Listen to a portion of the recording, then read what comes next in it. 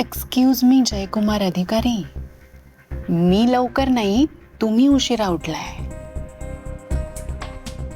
शक्यच नाही. अरे बापरे, इतका वेळ कसा काय झोपून राहिलो?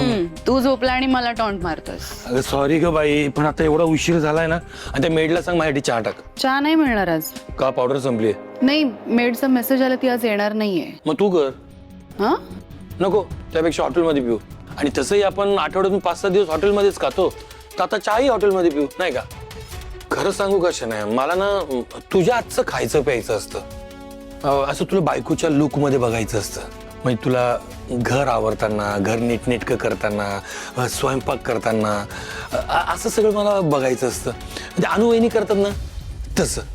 त्या बघ ना, सकाळी लवकर उठतात, छान देवपूजा करतात, घरातल्या सगळ्या लोकांना काय खायला हवं काय नको नाश्त्याचं बघतात, सगळ्यांची किती काळजी घेतात त्या.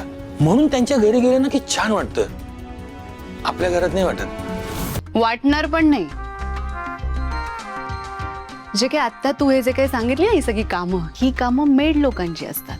आणि ही सगळी कामं या जन्मात तरी माझ्याकडनं होणं शक्य नाहीये. पण तू हे सगळं मला का बोलतोय? अगं बाई, मी काही तुला घरातली कामं करायला सांगत नाहीये. माझं असं म्हणणं की तूही असं काहीतरी कर ना, म्हणजे घरासाठी, माझ्यासाठी, की जेणेकरून ज्यातून मला असं वाटेल की तुझं माझ्यावर, घरावर प्रेम आहे. बेबी, काय लॉजिक आहे यात? म्हणजे मी जर घरात स्वयंपाक केला तर माझं तुझ्यावर प्रेम आहे हे प्रूव्ह होणार आहे. मी घर सांभाळलं, तुझी काळजी घेतली तर मी एक आयडियल हाऊसवाईफ आहे असं ठरणार आहे. आणि हे सगळं सांगायला त्या अनुप्रियाचं एक्झाम्पल देतेस तू.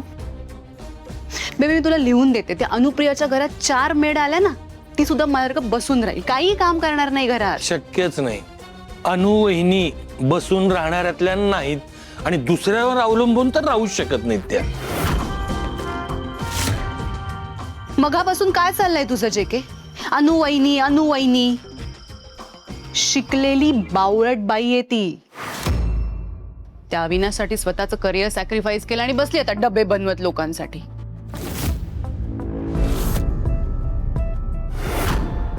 काय झालं असं का बघतोयस बेबी?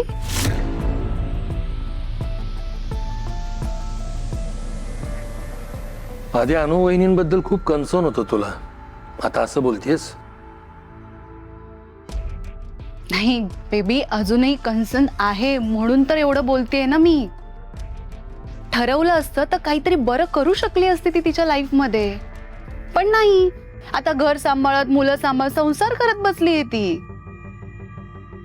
आणि बेबी, तू तिच्यामुळे मला हे सगळं ऐकवतोय सकाळी सकाळी.